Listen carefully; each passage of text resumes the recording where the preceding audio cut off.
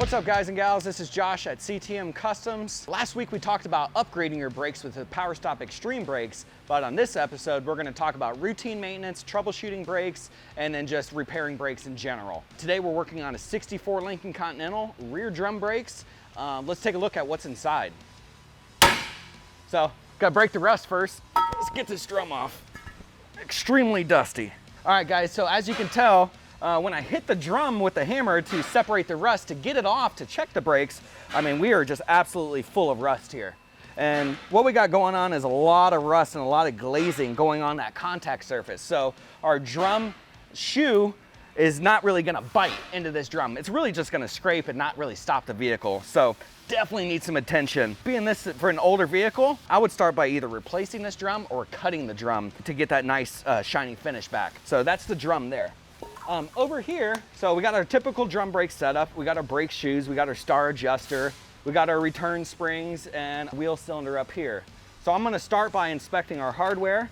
Our hardware's, it's just rusty. I mean, we're working on a 64 here, but nothing's broken. Everything is intact. My parking brake spreader is intact. I would say the hardware is okay, but let's check out this star adjuster here. Now the star adjuster is going to allow us to put some tension on the brake shoes onto the brake drum. So I'm just gonna start by pulling this guy back. And a good working system, I should be able to turn that. And I'm barely turning that right there. So that tells me we need to probably take this guy apart, clean it up, get rid of the rust, maybe put it on a wire wheel, put some anti-seize on there, and that guy should move nice and freely. So let's check out the shoes now. So these shoes over here have these rivets. And this is the manufacturer putting the rivets in there to hold the brake shoe lining to the brake shoe. As you can tell, they're completely flush right there. These brake shoes must be replaced and are no longer doing anything. They're just gonna be sliding on our rusty drum there. I'm also looking over here and we have some cracks in the brake shoe. So that tells me at minimum we need to replace the brake shoes, clean up our star adjuster, replace the brake drum. That should be good. But last and not least, we definitely need to check that wheel cylinder. This is our wheel cylinder here, and this is gonna take our hydraulic brake fluid and allow us to push and spread those brake shoes out. So we're gonna start by going up in here and checking for a fluid leak.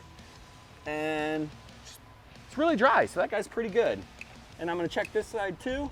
That side's good too. So I'd say probably that wheel cylinder's okay, but since this thing's a 64, we're gonna go ahead and just overhaul these brakes. We're gonna repair the star adjuster, replace the brake shoes, replace the brake drum, and you should be rocking and rolling. Probably gonna go ahead and put a wheel cylinder on there, and that's a complete overhaul for the rear drums. To summarize everything, this vehicle brakes were not working at all. You would go to hit the brake pedal, and it felt like it was only stopping in the front and wasn't doing anything in the back. Well, we now know why it wasn't doing anything in the back. So definitely need to address this. We're gonna do the same on the other side. This customer should really get some brake pedal bite.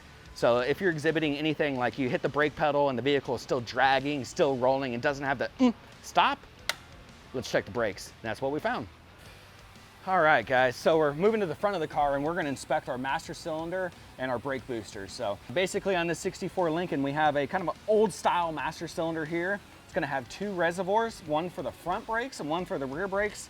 And this type of reservoir master cylinder is typically found on something that would have a four-wheel drum brake, which this car does, because this is the 60s. So what we're gonna look at right now is I'm just visually checking for any brake fluid leaks, any excessive rust, condition of the lines, but I wanna see what the fluid looks like. So I'm gonna go ahead and remove this cap.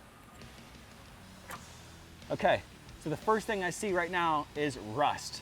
Now, tell you about brake fluid is hygroscopic. So basically, if any moisture, which has got moisture in the system, any moisture gets into our brake fluid, the brake fluid's toast. It can no longer do its job and what it's designed to do. So once again, it's hygroscopic, which means it absorbs water. This vehicle has absorbed water and it has created rust. So as we're gonna rebuild this brake system on this 64 Lincoln, definitely gonna be replacing this master cylinder. So if we look inside of here, we're just absolutely covered up with rust here.